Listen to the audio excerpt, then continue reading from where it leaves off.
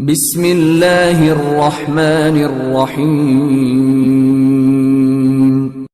الحمد لله نحمده ونصلي على رسوله الكريم أما بعد فأعوذ بالله من الشيطان الرجيم بسم الله الرحمن الرحيم ليس البر أن تولوا وجوهكم قبل المشرق والمغرب ولكن البر من آمن بالله واليوم الآخر والملائكة والكتاب والنبيين وآتى المال على حبه ذوي القربى واليتامى والمساكين وابن السبيل والسائلين وفي الرقاب وأقام الصلاة وآتى الزكاة والموفون بعهدهم إذا عاهدوا والصابرين في البأساء والضراء وحين البأس أولئك الذين صدقوا وأولئك هم المتقون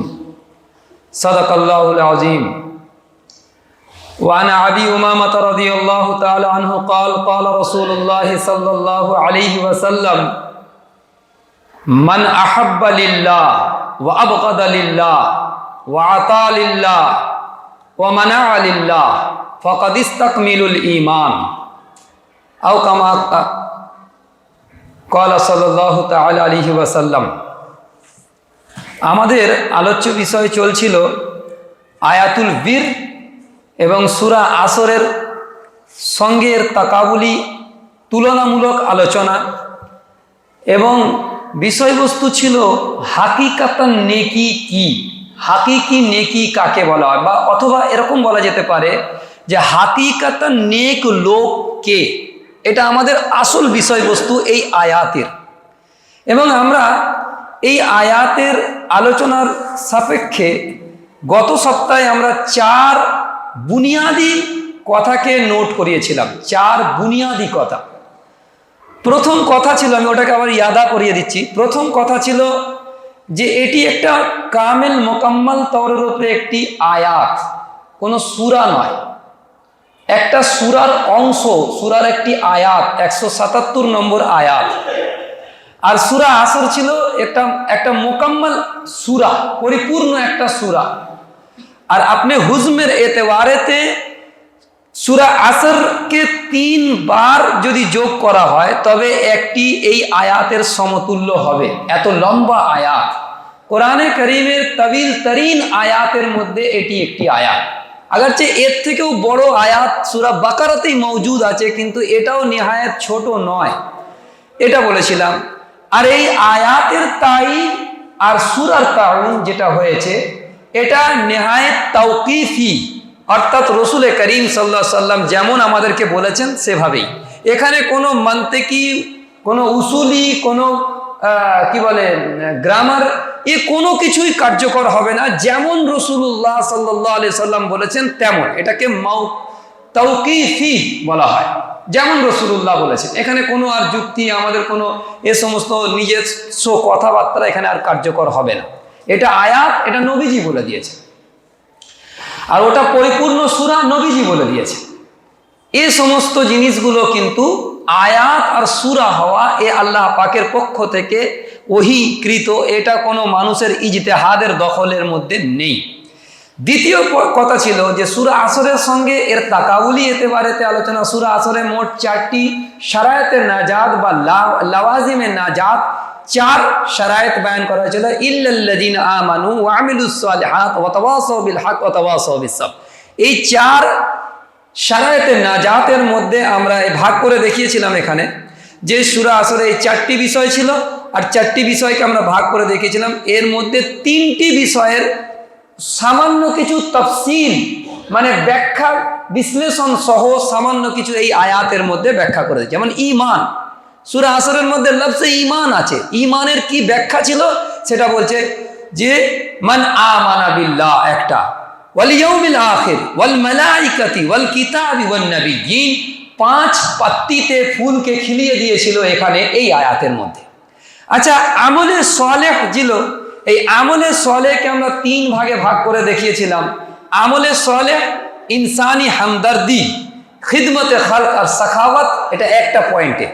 তারপরে ইবাদত, আর তারপরে 3 নম্বর পয়েন্ট মুআমেলাতে ইনসানি, ওয়াদা আর ইফায়ে আহাদ। এটাকে 3 ভাগে ভাগ করেছিলাম। এরপরে আমরা দেখিয়েছিলাম যে আমলে সালেহতে এখানে আসছে ওয়াতাল মালা আলা হুব্বিহি যাবিল কুরবা ওয়াল ইয়াতামা ওয়াল মাসাকিন ওয়াবনাস সাবিল ওয়াসাইলিন ওয়া ফির রিকাব। তারপরে ইবাদতের লাইনে এসেছিল ওয়াকামাস সালাত ওয়া আতাজ যাকাত, দুটো জিনিস। আর তারপরে আসছে ইফায়ে আহাদ, ওয়াল মুফুনা বিআহাদিহিম ইদা আহাদু, এটা হচ্ছে ইফায়ে আহাদ। আচ্ছা, সূরা আসরের শেষ পয়েন্ট ছিল সবর। তো সবরকে এখানে 3 ভাগে ভাগ করা হয়েছে, ওয়াস-সাবিরিনা ফিল বাসা ওয়াদ-দাররা ওয়া হিনাল বাস, 3টে। কিন্তু আমি বলেছিলাম যে 3 নম্বর পয়েন্ট যেটা সূরা আসরে আছে, অর্থাৎ তাওয়াসি বিল হক, হকের দাওয়াত, সেটা এখানে মজকুর নেই, স্পষ্টভাবে জিকির করেননি আল্লাহ পাক, কিন্তু আন্ডারস্টুড আছে, ভিতরে এর মধ্যে মুজমার আছে। আর সেটা কি আমি বলেছিলাম যে দলিলের তওরের উপরে ইনশাআল্লাহ তাআলা সাবিত করব। এই পর্যন্ত হয়েছিল। তারপরে আমরা 3 নম্বর পয়েন্টে কথা বলেছিলাম যে এই আয়াতের মৌজু কি, মৌজু মানে বিষয়বস্তু কি, আর এই বিষয়বস্তুর এতেবারেতে হাকিকাতান নেকি কি এবং এই আয়াতের গুরুত্ব কি, এই দুটো পয়েন্টে আলোচনা করেছিলাম। আর এই আয়াতের গুরুত্ব বলতে গিয়ে এবং হাকিকাতান নেক কি, এটা বলতে গিয়ে আমরা বলেছিলাম এই আয়াতের শুরু হয়েছে লাইসাল বিররা, এটাই শুধু নেকি নয়, মানে এটা তো নেকি কিন্তু এটাই নেকি নয়, বা নেকি এর মধ্যেই সীমাবদ্ধ নয়। আয়াতের তর্জমা ভালো করে, নেকির একটা সীমাবদ্ধ ধারণাকে খণ্ডন করে আয়াত শুরু হয়েছে। সেটা একবার বলছি, নেকির একটা সীমাবদ্ধ ধারণাকে খণ্ডন করে আয়াত শুরু হয়েছে। এবং আয়াতে বলতে চাইছেন যে হাকিকাতান নেকির একটা সার্কেল কতটা, কোন কোন জিনিসগুলোকে একসঙ্গে আমাদের মধ্যে উপস্থিত থাকলে তবে তাকে নেক বলা হবে, নেকি বলা হবে, সেটার পুরো জামে তাসাউর দিয়েছে এই আয়াত। এইটা বলেছিলাম। দ্বিতীয় বলেছিলাম যে এই পয়েন্টের মধ্যে মৌজুর পয়েন্ট মানে বিষয়বস্তুর পয়েন্টের উপরে বলেছিলাম যে বিষয়বস্তু কি এই আয়াতে, যে বিষয়বস্তুর ক্ষেত্রে দুটো, এই আয়াতের গুরুত্ব কতটুকু। আর গুরুত্ব বলতে গিয়ে আমরা বলেছিলাম নেকির একটা ধারণা আমাদের সমাজের মধ্যে যারা বদকার লোক, ডাকাত, চোর, পকেটমার, এরা একটা ধারণা করেছে নেকি এইগুলো। আর আমি বলতে গিয়ে বলেছিলাম যে পকেটমার একটা এলাকা ভিত্তিক পকেটমারি করে, আর তারা পকেট মেরে নিয়ে এসে সারাদিনের যে কামাই হয়েছে সেটা নিজের ওস্তাদ যে আছে, গ্যাং আছে, ওই গ্যাংয়ের যে হেড তার সামনে রেখে দেওয়াটা তারা ইমানদারি মনে করে, আর নিজের কাছে কিছু লুকিয়ে নিয়ে নেওয়াটা এটাকে তারা বেঈমানি মনে করে। পুরো সারাদিনের মেহনত তারা ওখানে রেখে দেবে, এটাকে ইমানদারি। আর বাকি যেটা হচ্ছিল সেটাও তাদের নজদিক কোনো গুনাহ না। এই যে একটা ধারণা, বা আমি আরো বলেছিলাম যে কেউ এই গুনার কাজটা করছে কিন্তু সেটাকে মানে সাপোর্ট দেওয়ার জন্য বলবে যে আমি তো অমুক কাজটাও করি, কিন্তু এটা আমি মজবুরি তওরের উপরে করি। আমারও কিছু যখন ভুল আপনারা ধরিয়ে দেবেন তখন আমি বলবো আমি এই ভুলগুলো করি ঠিক কথা, কিন্তু এইগুলোও তো করি। এইগুলো ছাড়া মানুষ বাঁচতে পারে না। মানুষের ভেতরের যেটাকে জমির বলা হয়, সে জমির কোনোদিন মানে মারা যাবে যদি এটাকে না বোঝানো হয় তাকে। একটা চাই সেটা ধোঁকাবাজি কোনো যুক্তি হোক না কেন, তাকে বলতেই হবে, নাহলে সে বাঁচতে পারবে না। এবং আমি বলেছিলাম যে একটা সমাজের মধ্যে গ্রামে হাতি বের হয়েছে, তো সকলে হাতি দেখতে গিয়েছিলাম। হাতি দেখতে গিয়ে কেউ বলছে যে যারা অন্ধ লোক তারাও বলেছে আমরাও হাতি দেখতে যাব, কিন্তু সে তো বেচারা দেখতে পাবে না। অনেক লোকের সাথে তারাও বেরিয়ে গিয়েছে, তো তারা কি করবে, হাত দিয়ে অনুভব করে দেখবে যে হাতি কেমন হয়। কেউ যদি পায়েতে হাত দেয় তো তার ধারণা অনুযায়ী হাতি হয় একটা পিলারের মতো, থাম্বার মতো। কেউ যদি তার পেটে হাত দেয় তো মনে করবে হাতি একটা ড্রামের মতো হয়। কেউ যদি তার কানে হাত দেয় তার মানে যে সে যদি অন্ধ হয় সে বলবে একটা ছাতার মতো হয়, বলবে তার ধারণা অনুযায়ী। তো নেকির একটা হিস্সা নিয়ে গিয়েছে, একটা অংশ ও নিয়ে গেছে, একটা অংশ সে নিয়ে গিয়েছে। আবার এ কথাও বলেছিলাম, আলেম ওলামা হাফিজ যারা আমার মতো, যারা কাবিলে ইসলাহ হয়ে যায়, মানে ইসলাহ হয়নি যাদের, মানে সাহেবে ইসলাহ, যারা ইসলাহ হয়ে গিয়েছে তারা নয়, আমাদের মতো যারা ইসলাহ হয়নি, পরিবর্তন হয়নি জিন্দেগি, তো আমাদের মতো হাফিজ আর আলেমদের একটা আছে কি, এরা কঠোর মাঝহাবিপন্থী। মাঝহাবিপন্থী মানে কি, এখানে আমি বলেছিলাম যে মাযহাব বলা হয় তিন জিনিসকে, আকায়েদ, ইবাদত আর রুসুমাত, আর তার সাথে তিনটাকে জুড়তে বলেছিলাম, ইসলামী সমাজ ব্যবস্থা, ইসলামী রাজনৈতিক ব্যবস্থা, রাজনীতি, আর তার সাথে সাথে ইসলামের অর্থ ব্যবস্থা। এইটা জুড়লে তবে তো দিন হবে। তো মাযহাব কাকে বলা হবে? এই তিনটেকে।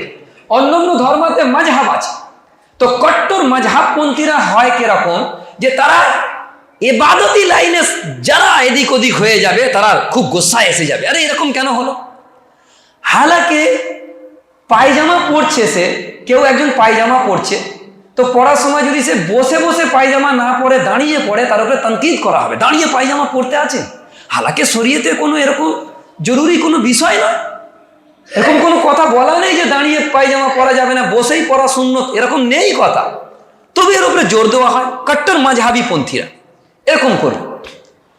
আর দেখবেন মুআমেলাতের ইনসানের লাইনে কাজ করিয়েছে, দেখবেন বকরা ঈদ আসবে, বড় গরু দিয়ে দেবে, বড় গরু 5 লাখ 10 লাখ টাকার গরু কিনে নিয়ে এসে কোরবানি দেবে, কিন্তু তার বাড়িতে কোনো মজদুর যখন কাজ করবে, দেখবেন 1 মাস পরে সে পয়সা দেবে।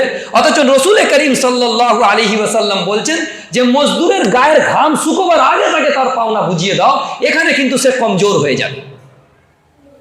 এটা মুআমেলাতে ইনসানির লাইনে সে কমজোর, কিন্তু ইবাদতের লাইনে তাহাজ্জুদ পড়তেছে, তেলাওয়াত করছে, জিকির আজকার করছে, এরকম হবে। তো নেকির একটা অংশ এ নিয়ে গেছে, নেকির একটা অংশ ও নিয়ে গেছে, নেকির একটা অংশ সে নিয়ে গেছে, এই সমস্ত নেকি ভাগ হয়ে গিয়েছে। আর ভাগ হয়ে যাবার পরে আমি একইনি কথা বলছি, আমার কথা বলুন, আমি একটা নেকিকে ধারণা করে নিয়েছি, আচ্ছা আপনি একটা ধারণা করেছেন, সে আর একটা ধারণা করেছেন, নেকি এরকম হয়। আমাদের ফুরফুরা শরীফের যারা ভাইজান আছেন, তারা নেকির একটা তাসাউর তাদের কাছে কায়েম আছে। কেমন আছে, ঠিক কি বেঠিক, ওটা আমি বলতে পারবো না, আছে। আমাদের আহলে হাদিস ভাইরা আছে, তাদের কাছে একটা নেকির তাসাউর আছে। আমাদের আজান গাছিদের হজরত আছে, তাদের কাছে একটা নেকির তাসাউর আছে। আমাদের বেরেলি ভাই আছে, তাদের কাছে একটা নেকির তাসাউর আছে, এটা নেকি। বিভিন্ন যে দল আছে, দেওবন্দি আছে, তাদের কাছে একটা নেকির ধারণা এরকম আছে। তো এদের বিভিন্ন রকমের যারা দল আছে মুসলমানদের মধ্যে, তাদের নেকির ধারণার ভিন্ন ভিন্ন দেখবেন। আজকে আমি ওই কথাটাকে আবার রিপিট করতে চাইছি, যখন হুকুকুল কোরআনের উপরে আমি কথা বলেছিলাম, কাসর ইনকেসার, 3 জোড়া শব্দ, তর্ক ইখতিয়ার, কোরবানি ও ইশার। কাসর কা মানা তোড়না, কিছু জিনিসকে ভেঙে দেওয়া, আর ইনকেসার কা মানা খুদ টুট জানা। এর উপরে আজকে কথা হোক যে নেকির ধারণা আমি যেটা করেছি, নেকির ধারণা আপনি যেটা করেছেন, নেকির ধারণা আমাদের ভাই ফুরফুরা শরীফের ভাইয়েরা যেটা করেছেন, নেকির ধারণা আমাদের বেরেলভি ভাইয়েরা যেটা করেছেন, আজকে সেটাকে তোড়া হবে কোরআনের আয়াত দিয়ে। তো যদি প্রয়োজন হয় আমাকে ভেঙে যাওয়ার, তো আমাকে ভেঙে যেতে হবে। যদি প্রয়োজন হয় আপনাকে ভেঙে যাওয়ার, আপনার যে নেকির ধারণা আছে, কোরআন একটা জামে নেকির তাসাউর দিচ্ছে, এটা কি নেকি হচ্ছে, এটাকে বলা হয়। তোমরা যা ধারণা করেছো ওটা নেকি নয়, হাকিকাতান নেকি, পরিপূর্ণ নেকি, পরিপূর্ণ নেকি ওটা নয়। পরিপূর্ণ নেকি যেটা আমি বলছি সেটা। কে বলছে এটা? আল্লাহ সুবহানাহু ওয়া তাআলা পরিপূর্ণ নেকির একটা নকশা বলেছে এই আয়াতের মধ্যে।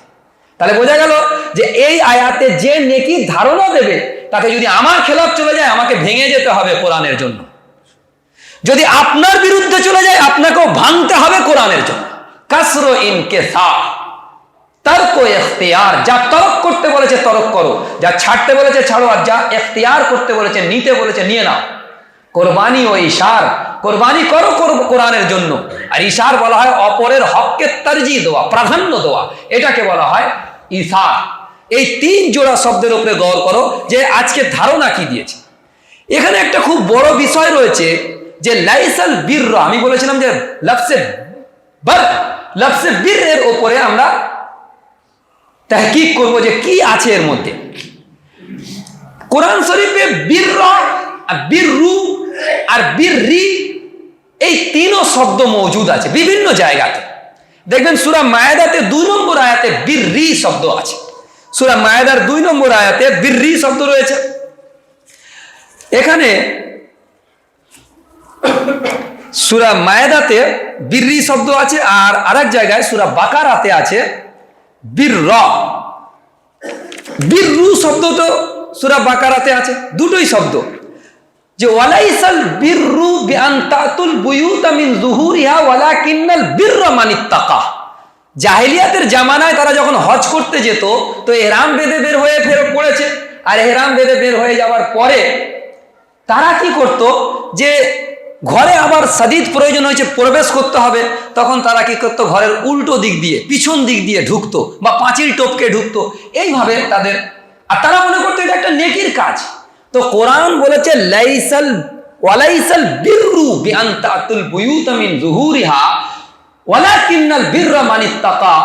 এই বাড়ির পিছন দিক দিয়ে প্রবেশ করাকে তোমরা যে নেকির কাজ মনে করছো, আল্লাহ বলছে ওয়ালাইসাল বিররু, এটা কোনো নেকি নয়, সিরিয়াসে নেকির ইনকার হয়ে গেছে। আচ্ছা, বিররু পেশ দিয়ে এসছে, আর বিররা এখানে জাবার দিয়ে এসছে। জাবার আর জেরের ফারাগের মধ্যে কি এসছে? জাবার আর পেশের ফারাগের মধ্যে এসছে কি, যে আসমান জমিনের ফারাক এসে গিয়েছে। বিররু মানে এটা কোনো নেকি নয়, আর বিররা মানে এটাই নেকি নয়। তার মানে যেটাকে তুমি নেকি মনে করছো এটার মধ্যেই নেকি সীমাবদ্ধ নয়, একটা মেহদুদ, একটা সীমাবদ্ধ নেকির ধারণাকে খণ্ডন করে এই আয়াত শুরু হয়েছে। আর ওই আয়াতে কি বলেছে, এটা কোনো নেকি নয়, পিছন দিক থেকে বাড়িতে ঢুকবে। আচ্ছা, এবারে লফজে বার, বারের উপরে জাহারাল ফাসাদু ফিল বাররি ওয়াল বাহর বিমা কাসাবাত আইদিন নাস, এই কোরআন শরীফের আয়াতে বার শব্দ এসছে আর বাহর শব্দ এসছে, এর উপরে গৌর করো। আবার অন্য জায়গায় এসছে ইয়ালামু মা ফিল বাররি ওয়াল বাহর ওয়া মা তাসকুতু মিন ওয়ারাকাতিন ইল্লা ইয়ালামুহা ওয়ালা হাববাতিন ফি যুলুমাতিল আরদ ওয়ালা রাতবিন ওয়ালা ইয়াবিসিন ইল্লা ফি কিতাবিম মুবিন। এই কোরআন স্পষ্ট করে বলেছে এখানে আসলে লফজে বার, এই বার শব্দ থেকে বার আর বাহার দুটো শব্দ কোরআন শরীফে এসছে। বাহার মানে কি? বাহার মানে সমুদ্র। বার মানে যেটাকে আমরা স্থলভাগ বলি, ডানা বলি, খুশকি বলি, এটাকে স্থলভাগ বলা হয়। আর ইয়াকিন জেনে নেন এখানে লফজে বারের উপরে গৌর করো, বিররা আর বার, বিররু আর বিররি আর বার আর বাহার, এই দুটোকে কন্ট্রাস্টে নিয়ে এসে আমরা যদি ব্যবহার করি, খুব ধ্যান দেন। এখানে বার বলা হয় জমিনকে, স্থলভাগকে, বাহার বলা হয় সমুদ্রকে। আচ্ছা, সমুদ্রের মধ্যে যখন জাহাজের মধ্যে মানুষ চলছে, কোনো না কোনো সাতার এতে বারেতে তার মধ্যে একটা তসবিশ, ভয় থাকবেই, পুরো ইতমিনান তার মধ্যে থাকবে না, কখন না জানি ডুবে যায়। যারা সমুদ্র সফর করেছে তারা জানে, এই যে মিডিয়া পুরুষে গিয়েছে ওরা কেউ বুঝতে পারবে না, অত নদী সফর করেছে, সমুদ্র সফর করেছে যারা, তারা জানে যে প্রতি মুহূর্ত যেন একটা ভয়ের সামনা করতে হবে তাদেরকে, ঢেউয়ের মধ্যে দিয়ে তাকে যেতে হবে প্রতি মুহূর্ত। কিন্তু জাহাজ যখন জেঠিতে ভিড়ে যাবে তখন কি হবে? বন্দরে চলে যাবে, তখন কি হবে? যে একটা ইতমিনান হাসিল হবে, যেটাকে বলা হয় সেন্স অফ সিকিউরিটি, মানে একদম ইতমিনানে কলবি, তামানিনে কলবি হাসিল হয়ে যায়। আর অনুরূপ ভাবে যখন আপনি খিদমতে খালক করবেন, লোকের উপকার করবেন, আপনার মধ্যে একটা রুটি আছে, আপনার কাছে একটা রুটি আছে, ওই রুটিটা ছিঁড়ে যখন একটা গরিবকে খাইয়ে দিবেন, গরিবটা খেয়ে যে তার মধ্যে খুশির মেহসুস হবে, সেটা আপনি যখন দেখবেন ভেতরের মধ্যে একটা ইতমিনানে কলবি, তামানিনে কলবি হাসিল হবে। এই যেটাকে শব্দটা ইংরেজিতে বলা হয় charities that should and heal and blast. Charities যে লফজ আছে, এর সাথে লফজে বীরের গহরা তাল্লুক আছে। লোকের উপকার করে দিলকে ইতমিনান ও সুকুন ইখতিয়ার করা, এটা যেমন জমিনের মধ্যে, বাহারের মধ্যে মানুষ যখন চলে আসে, সমুদ্র থেকে উঠে যখন বাহার থেকে বারের মধ্যে চলে আসে, তখন যেমন মানুষের মধ্যে একটা সুকুন হয়, সেরকম গরিবদেরকে সাহায্য সহযোগিতা করলে দিলের মধ্যে একটা সুকুন হয়। আর নেকির যে এই খণ্ডন করে আসল নেকির তাসাউর দিয়েছে, আর তারপরে কোন জিনিসকে খণ্ডন করেছে, সেটা কেবাল মাশরিকি ওয়াল মাগরিব, পূর্ব আর পশ্চিমে ঘুরে যাওয়াকেই তোমরা আহম মর্যাদা দিয়ে দিয়েছো, এটাকেই নেকির একটা মেহদুদ তরিকা মনে করেছো। এটা মেহদুদ তরিকা নয়, এটা নেকি বেশক, কিন্তু এর মধ্যে মেহদুদ নেই। যেটা আমরা 4 নম্বর পয়েন্টে শানে নুজুলে বয়ান করেছিলাম, যে এই আয়াতের শানে নুজুল হচ্ছে তাহওয়িলে কিবলা, অর্থাৎ রসুল করিম সাল্লাল্লাহু আলাইহি সাল্লাম মদিনাতে যখন গেলেন। আর এই কথা তাফসীরে ওসমানীতে লেখা আছে যে মক্কা শরীফে হুজুরে পাক সাল্লাল্লাহু আলাইহি সাল্লাম নামাজ পড়েছেন 2 কেবলাকে এট এ টাইম নিয়ে নিয়েছিলেন। হাজরে আসওয়াদ আর রুকনে ইয়ামানি, এই পাথরকে ক্রস করে যখন নামাজ পড়েছিলেন, 2টো কেবলা এট এ টাইম হুজুরে পাক সাল্লাল্লাহু আলাইহি সাল্লাম আদায় করতেছিলেন। কিন্তু মদিনায় হিজরত করার পরে যখন কেবলা কাবা শরীফের দিকে মুখ করবেন, তখন বাইতুল মাকদাসের দিকে পিঠ হয়ে যাবে। আর বাইতুল মাকদাসের দিকে মুখ করলে কাবা শরীফের দিকে পিঠ হয়ে যাবে। তো হুজুরে পাক সাল্লাল্লাহু আলাইহি সাল্লামের কাছে হুকুম হলো 16 থেকে 17 মাস, এখানে আছে কথা, 16 থেকে 17 মাস পর্যন্ত রাসূলুল্লাহ সাল্লাল্লাহু আলাইহি সাল্লাম বাইতুল মাকদাসের দিকে ফিরে নামাজ পড়ছিলেন। তখন ইহুদিরা বহুত খুশি যে আমাদের কেবলার দিকে হুজুর পাক সাল্লাল্লাহু আলাইহি সাল্লাম নামাজ পড়ছেন। কিন্তু এক জায়গায় মদিনাতে নবীজি সফর করেছিলেন, যেটা গত সপ্তাহে বলেছিলাম, যে সেই সফর করার ক্ষেত্রে রসুল করিম সাল্লাল্লাহু আলাইহি সাল্লাম এক জায়গায় দুপুরের খানা খাওয়ার পরে যখন নামাজ পড়ছিলেন আর বারবার আকাশের দিকে তাকাচ্ছিলেন, সূরা বাকারাতে আছে। তো বারবার আকাশের দিকে তাকাচ্ছিলেন, আল্লাহ পাক আয়াত নাজিল করলেন যে এবারে তুমি কেবলার দিকে ঘুরে যাও। নবী করিম সাল্লাল্লাহু আলাইহি সাল্লাম কেবলার দিকে ঘুরে গিয়েছিলেন। আর ঘুরে যাওয়ার পরেতে ওখানে একটা মসজিদ তৈরি হয়েছিল, যেটাকে বলা হয় মসজিদে কিবলাতাইন। দুদিকে এরকম এই যে নকশাটা আছে, এই পুরো নকশাটা ঠিক একদম বিপরীত দিকেও আছে। যারা দেখেছে হাজী সাহেবরা তারা জানে। তো ওই রকম ওটাকে মসজিদে কিবলাতাইন বলা। এবারে যে তাশবিশ উঠলো, এটা কেন বয়ান করেছে 17 এবং 18 রুকুতে লম্বার কিস তারা সদ ও মদ কে সাথ কোরআন জিকির করেছে, কেবলার বয়ান 2টো রুকুকে একদম মানে ব্যাপকভাবে আলোচনা করেছে। কেন? আমাদের কাছে তো মনে হচ্ছে না কেবলার মসলা এত গুরুত্বপূর্ণ, কিন্তু তখন মদিনা যারা রাহেনেওয়ালা ছিল ইহুদিরা পুরো ঝড় তুফান উঠিয়ে দিয়েছে যে এতদিন যে নামাজ পড়েছিল তাহলে কেবলার দিকে ফিরে, ওইগুলো তোমাদের সব বরবাদ হয়ে গিয়েছে। মানে বাইতুল মাকদাসের দিকে ফিরে যেটা 16 মাস 17 মাস নামাজ পড়েছে, ওগুলো বরবাদ। এখন তো কেবলার দিকে নবীজি ঘুরে গিয়েছে, তো বিরোধী কারা হয়ে গেল? ওরা। ফের যারা মক্কাওয়ালা ছিল, খাস তরের উপরে মক্কাওয়ালার মধ্যে মুহাম্মদুর রাসূলুল্লাহ সাল্লাল্লাহু আলাইহি ওয়াসাল্লাম মক্কা শরীফের কাবাকে এত ভালোবাসতেন। যেদিন হিজরত হচ্ছে কাবাকে উদ্দেশ্য করে নবীজি বলেছিলেন যে হে কাবা, তুমি তো জানো আমি তোমাকে মহব্বত করি, কিন্তু তোমার এলাকাবাসীরা আমাকে এখানে থাকতে দিচ্ছে না। সেই জন্য হুজুরে পাক সাল্লাল্লাহু আলাইহি ওয়াসাল্লাম হিজরতের সময় কাবাকে লক্ষ্য করে বলেছিল যে তোমাকে আমি ভালোবাসি। আর কাবার দিক থেকে যখন ফিরে নামাজ পড়ছিল মসজিদে আকসার দিকে, তখন রসুল করিম সাল্লাল্লাহু আলাইহি সাল্লাম সহ এবং তার সাহাবী যারা মক্কা শরীফে আবাদ ছিল, যারা হুজুরের সাথে হিজরত করে গিয়েছিল, তাদেরও দিলের মধ্যে একটা খায়েশ ছিল, একটা তামান্না ছিল যে আমরাও কাবা শরীফের দিকে দোবারা হুকুম আসবে আর ঘুরে যাব আমাদের নিজেদের কিবলার দিকে। এই যে একটা মনের মধ্যে ছিল। তো কিন্তু হুজুরের পাক সাল্লাল্লাহু আলাইহি সাল্লামের যে আদেশ মোতাবেক ওনারা সকলেই কিন্তু বাইতুল মাকদাসের দিকে ফিরে নামাজ পড়তেছিলেন। তো এখানে আল্লাহ সুবহানাহু ওয়া তাআলা আয়াত নাজিল করে দিলেন যে তোমাদেরকে ঘুরতে হবে। তো এরা বেশি খুশি হয়ে গেল আর এরা তো নারাজ হয়ে গেল। এই নিয়ে একটা বিতর্ক তৈরি হলো। তো আল্লাহ সুবহানাহু ওয়া তাআলা সূরা বাকারার মধ্যে আয়াত নাজিল করলেন যে সূরা যেখানে সায়াকুলুস সুফাহাউ মিনাল্লাহ, এইখান থেকে যে শুরু হচ্ছে দ্বিতীয় পারাতে, এইখান থেকে পুরো কেবলার আয়াতগুলোকে পরপর করলেন আর বলে দিলেন যে তোমরা পূর্ব দিকে মুখ ঘোরাও বা পশ্চিম দিকে মুখ ঘোরাও, এতে কোনো নেই, কোনো অসুবিধা নেই। আমি তো কোনো নির্দিষ্ট মেহদুদ দিকের সাথে সামিয়ে থাকি না, বলকে যেদিকেই মুখ ফেরাও সেদিকেই আল্লাহ আছে, যেদিকেই মুখ ফেরাও সেদিকে আল্লাহ আছে। এই যে পুরো কথাটা এসে গেল, তাহলে ওই সময় কেবলার এত বড় গুরুত্ব আলোচনা করার জন্য কোরআন 2 রুকু সাদ ও মদের সাথে আলোচনা করেছে। তার আগেও আলোচনা করেছে সূরা বাকারাতে, এবং এটা হচ্ছে ক্লিন অফ অপারেশন যখন হয় তো একটা জেররা বরাবর যাতে ওতে করে জার্ম না থেকে যায়, সেটাকে ক্লিন করার জন্য এই আয়াত। লাইসাল বিররা আন তুওয়াল্লু উজুহাকুম কিবালাল মাশরিকি ওয়াল মাগরিব ওয়ালাকিন্নাল বিররা, তোমরা যে মনে করছো জাহিরি সকলের উপরে মানে পূর্ব দিকে ঘুরে যাওয়া ইয়া তো পশ্চিম দিকে ঘুরে যাওয়া, এটা বহুত বড় গুরুত্ব আছে। হ্যাঁ, বেশক গুরুত্ব আছে, কিন্তু এটার মধ্যেই নেকি সীমাবদ্ধ নয়, এরই মধ্যে নেকি নিশ্চিত নয়, বরং এর নেকির রূহ আলাদা আছে বলেই বলছে মান আমানা বিল্লাহি ওয়াল ইয়াউমিল আখির ওয়াল মালাইকাতি ওয়াল কিতাবি ওয়ান নাবিয়্যিন, 5 ঈমানিয়াতকে তারপরে বয়ান করেছে।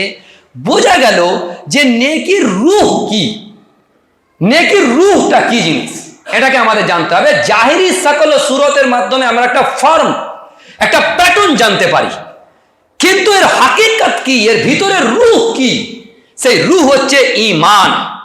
এটা হচ্ছে রূহে নেকি, নেকির আসল রূহ হচ্ছে ঈমান।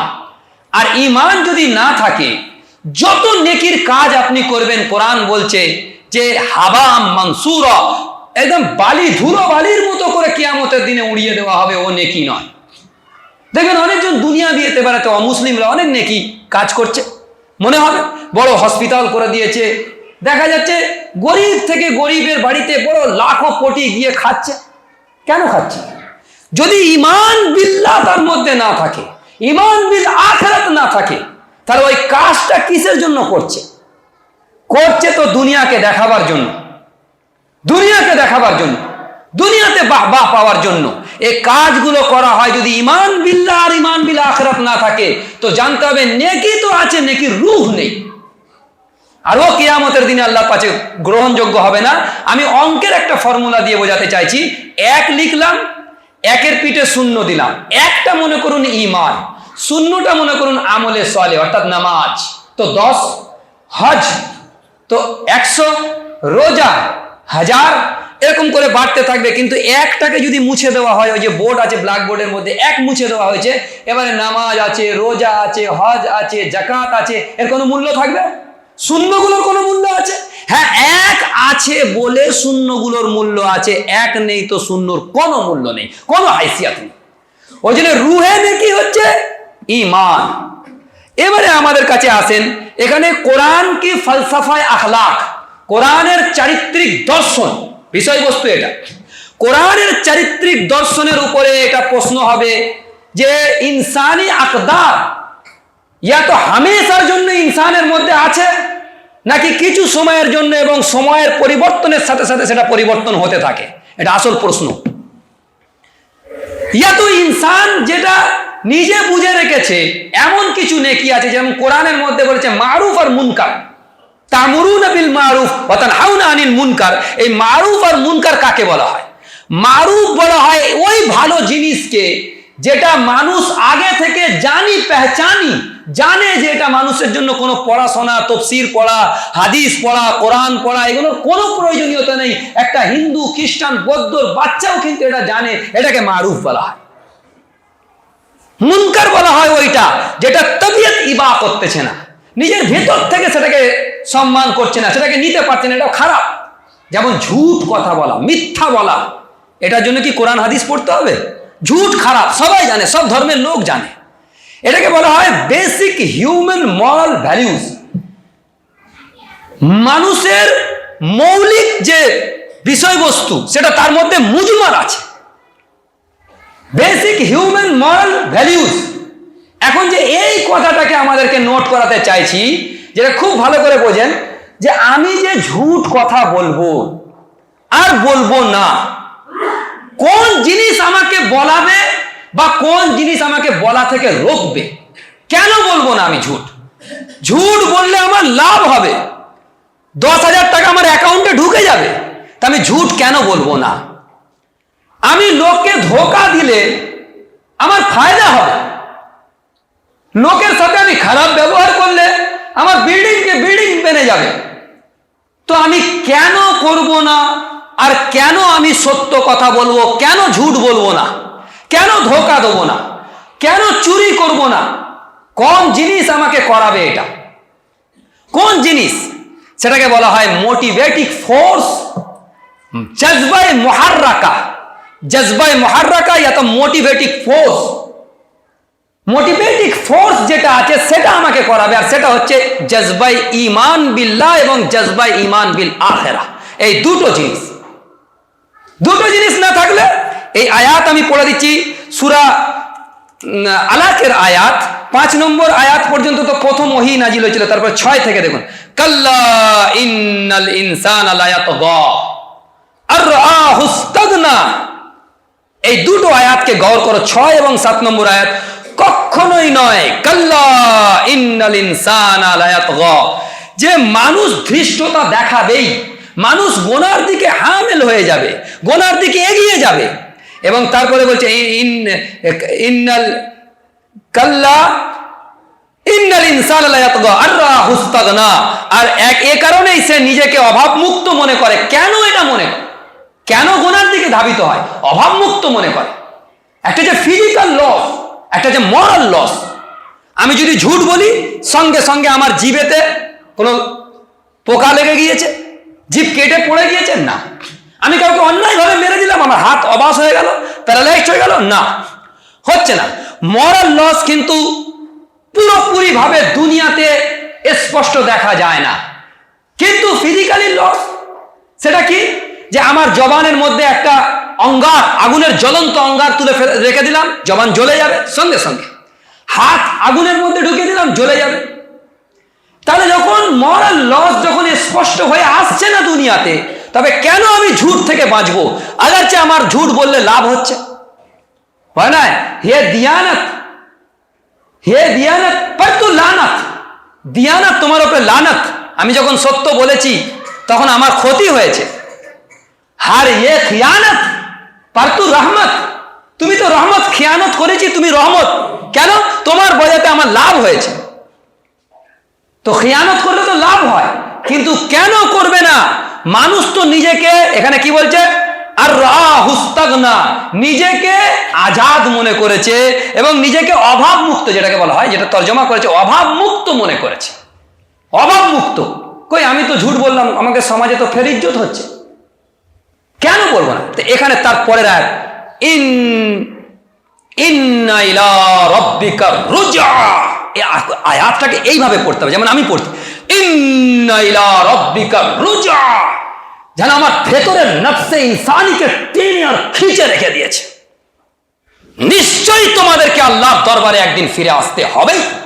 এই জিনিস তোমাকে টেনে রেখে দিচ্ছে যে ঝুট কেন বলবে না, আল্লাহর দরবারে হিসাব দিতে হবে। কেন লোককে ধোকা দেবো না? ইন্না ইলা রাব্বিকা রুজা, আল্লাহর দরবারে दोबारा लौट आसते হবে তোমাকে। এই আয়াত পুরো ভেতর থেকে খিঁচে রেখে দিয়েছে আমাদেরকে।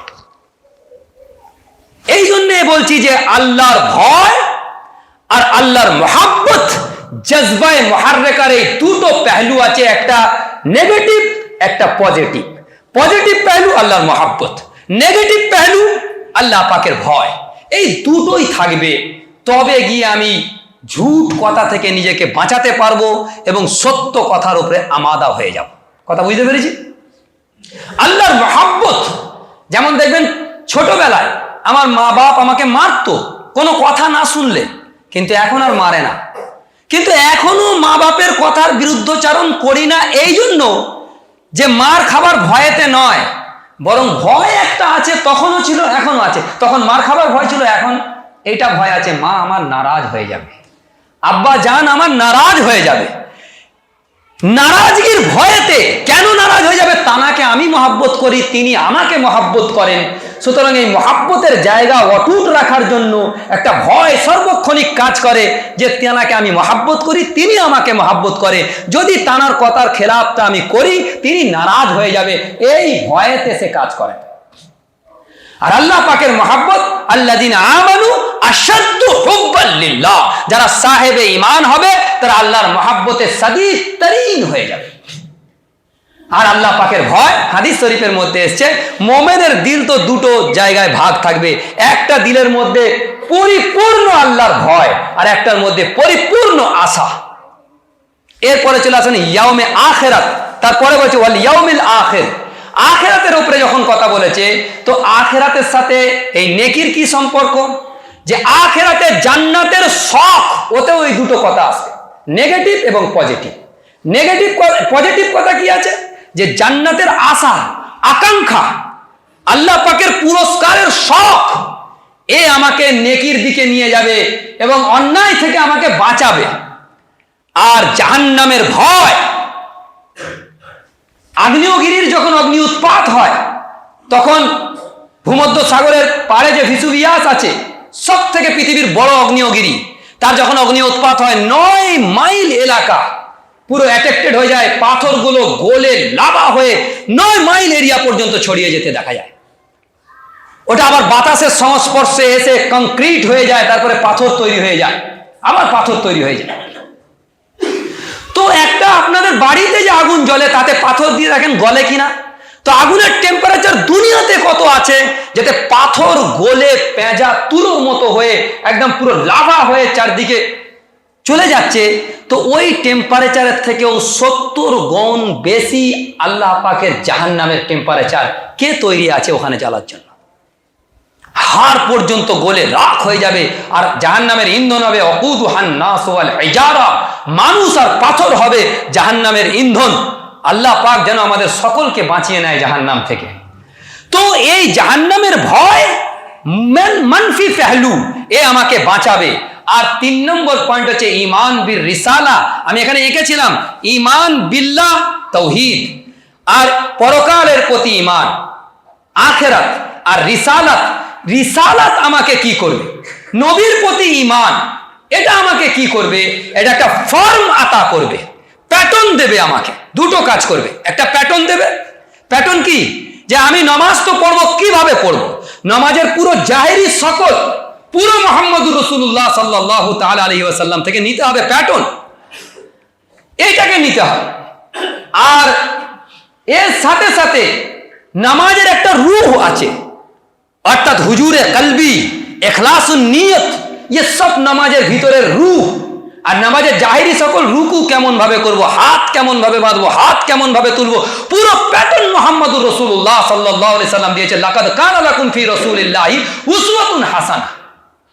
আর একটা কথা বলে তবে শেষ করব, সেটা হচ্ছে এই যে প্যাটার্নটাকে যেন আমরা আমল করার ক্ষেত্রে ভারসাম্য রক্ষা করি, যেন ভারসাম্য থেকে আগে না বেড়ে যায়। যেহেতু জজবা আছে, নেকি তো একটা জজবা, আর জজবাতে ভারসাম্য থেকে যখন হারিয়ে যাব তখন কিন্তু ওটা নেকির সকলেই করব, নেকির নিয়তেই করব, কিন্তু নেকির মাধ্যমে গুনাহের রাস্তা খুলে যাবে আর গুনাহ করতে থাকবো। যেমন ঈদের ময়দানে গিয়ে আপনি যদি ঈদের ময়দানে ঈদের নামাজের আগে নফল নামাজ পড়তেছেন, তো নফল নামাজ পড়া নেকি, কিন্তু জজবা এত বেড়ে গিয়েছে যে ওখানে নবীজি তো রুকে দিয়েছে যে ঈদের নামাজের আগে কোনো নফল নেই, আর আপনি পড়ছেন। তো আপনার জজবাতকে এখানে কন্ট্রোল করাবে ঈমান বির রিসালা, ফর্ম দেবে, প্যাটার্ন দেবে আর কন্ট্রোল করাবে, যেটাকে বলা হয় ভারসাম্য, এতেদাল। এই এতেদাল শিক্ষা দেবে ঈমান বির রিসালা। নাহলে ওইটা হয়ে যাবে যে বুখারী শরীফের হাদিস। এখন সংক্ষিপ্তভাবে বলছি, আগামী সপ্তাহে ইনশাআল্লাহ বিস্তারিত বলবো, সংক্ষিপ্ত বলছি। 2 জন সাহাবী গিয়ে রসুল করিম সাল্লাল্লাহু আলাইহি সাল্লামের বিবি সাহেবানকে জিজ্ঞাসা করলেন নবীজির আমল কি, আমাদেরকে একটু বলুন। তো তারা বললেন যে এরকম এরকম সব বললেন। ওনাদের কাছে একটু নবীজির আমলটাকে কম মনে হলো, আর তারপরে এই কম মনে হওয়ার জন্য সাপোর্ট কি দিলেন, যে উনি তো নবী, ওনার তো আগে পিছের সবকিছুই মাপ, সূরা ফাতাহাতে রয়েছে, সবকিছুই মাপ। তো ওনার জন্য এই আমলটা ঠিক আছে, কিন্তু আমাদের জন্য কম। সুতরাং আমরা কি করব? একজন বলল জীবনে আর বিয়ে শাদী করব না, একজন বলল কি কোনো দিন আর ঘুমাবো না, আর একজন বলল আমি সারা বছরকে বছর রোজা রাখবো। হুজুরে পাক সাল্লাল্লাহু আলাইহি সাল্লামের কাছে যখন গেলেন, হুজুর গোস্সার এজহার করলেন আর বললেন আমি শুনে নাও, আমি তোমাদের থেকে বেশি আল্লাহকে ভয় করি, তথাপি আমি রাত্রে ঘুমাই, আবার কিছু সময় নামাজও পড়ি, আবার রোজা রাখি, রোজা ছেড়েও দিই, আবার বিয়ে শাদী করি। এ সমস্ত কথাটাই, এটাই আমার সুন্নত। যে আমার সুন্নত থেকে ইনহারাফ মুখ ফেরাবে সে আমার দলভুক্ত নয়। তাহলে বোঝা গেল যে নেকিকে লাগাম দেনে वाला সাই কি আছে? ঈমান বির রিসালা। দুটো জিনিস দেবে, ফর্ম, লাগাম। এর উপরে ইনশাআল্লাহ তাআলা আগামী সপ্তাহে আরো দালালের সাথে আলোচনা হবে ইনশাআল্লাহ। সেই জন্য আমাদেরকে আসল নেকি হচ্ছে রিক্কাতে কলব, নরম দিল, রাকিকে কলবি, অর্থাৎ নরম দিল হওয়া, মানুষের সাথে সদাচার করা। ওই জন্য মুফতি তাকি উসমানী দামাত বরকাতুহুম তিনি বলেছিলেন একটা কথা, হেদায়া কিতাব তো স্যার পুরো পৃথিবীতে হানফি মাযহাবের মাদ্রাসাতে পড়ানো হয়, হেদায়া কিতাব। আর 4 খণ্ড কিতাব, খুব ভালো করে বুঝে নেন। প্রথম খণ্ড সব থেকে পাতলা, মানে সব থেকে মোটা কম, প্রথম খণ্ডটা, আর 3 খণ্ড বাকি মোটা মোটা।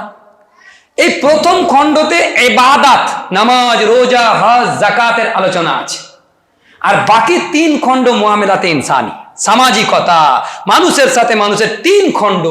তো তাকি উসমানী সাহেব দামাত বরকাতুম বললেন যে ইবাদতকে যদি ইবাদতের সাথে 3 গুণ বেশি মর্যাদা আছে, যে এটা সামাজিকতার ক্ষেত্রে 3 গুণ বেশি। ইবাদত মাত্র এক খণ্ডে, আর সামাজিকতা, লেনদেন, মানুষের সাথে মানুষের ব্যবহার কেমন হবে, মানুষের বিপদে কিভাবে নিজেকে আগিয়ে নিয়ে যেতে হবে, এবং মানুষের সাহায্য সহযোগিতার জন্য কিভাবে নিজের হাতকে বাড়িয়ে দিতে হবে, নিজের পুরো উজুদকে এখানে ব্যবহার করতে হবে, এইটাকে আসল জিনিসকে নিয়ে এই পুরো নেকির তাসাউর দিয়েছে এই আয়াতের মধ্যে। ইনশাআল্লাহ তাআলা আগামী সপ্তাহে আরো খোলাসা ভাবে এর পুরো তাসাউর আমাদের সামনে আসবে ইনশাআল্লাহ। ওয়া আখিরু দাওয়ানা আলহামদুলিল্লাহি রাব্বিল আলামিন।